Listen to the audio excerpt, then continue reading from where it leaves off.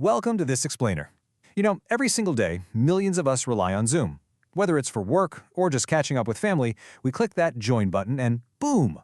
Within seconds, we're looking at and talking to people on the completely other side of the globe. It feels completely effortless, right? Almost like magic. But underneath that simple little click, well, there's an incredibly complex engineering machine humming away. Okay, let's dive into this. Because honestly, that feeling of absolute simplicity, it's a carefully crafted illusion. Have you ever actually paused to wonder what happens in those few tiny milliseconds before your camera turns on and your mic starts broadcasting? Like, how exactly does Zoom make sure your private conversations aren't just blasting out onto the open internet for literally anyone to intercept? Well, today we're going to look under the hood. We're going to follow a meeting from the exact moment you click, right to the second your video securely reaches everyone else. So the very millisecond you click that link, a high-speed security checkpoint kicks into high gear. Before you even see a single frame of video, your app is already contacting the servers. First up, it verifies the meeting actually, exists. Next, it immediately checks for passwords and any waiting room requirements. And finally, it authenticates you. It is only after this rapid-fire sequence of checks passes that you're actually allowed to proceed. Let's look a little closer at that last part, authentication. This is the absolutely vital process of verifying exactly who is trying to enter. Depending on how the host set things up, this might mean entering a display name, signing into your work account, or maybe just waiting for manual approval. It's kind of like trying to get into a highly secure conference room in a corporate building.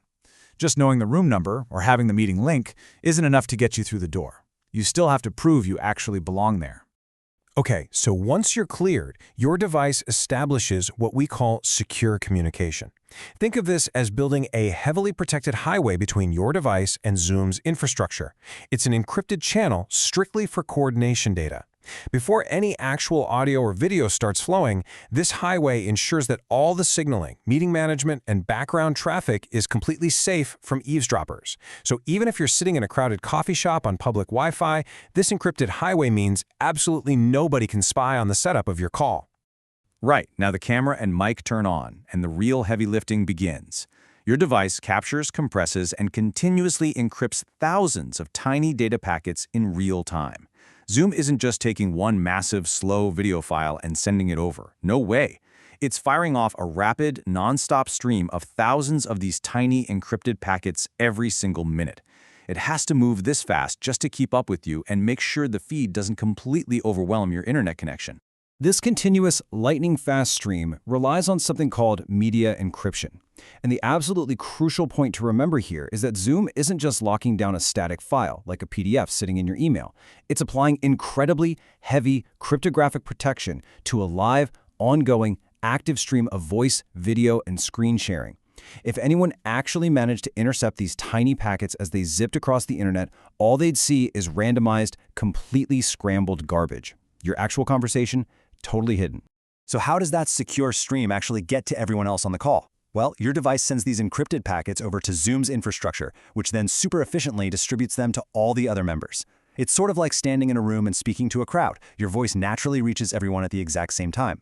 Zoom servers act as that central distributor, which is great because it means your laptop doesn't have to send 50 separate bandwidth-crushing streams to 50 different people.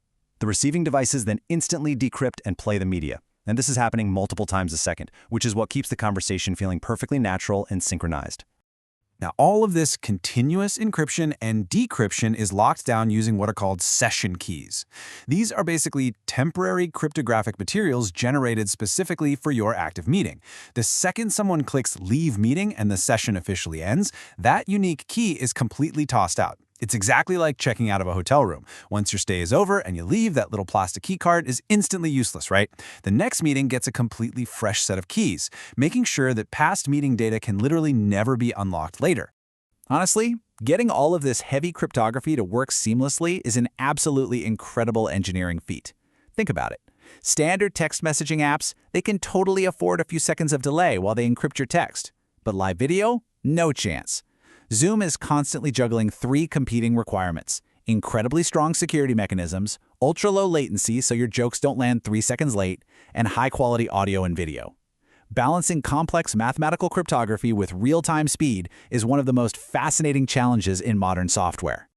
Now, what's really interesting about this slide is, well, because we talk so much about encryption these days, there's this widespread myth out there.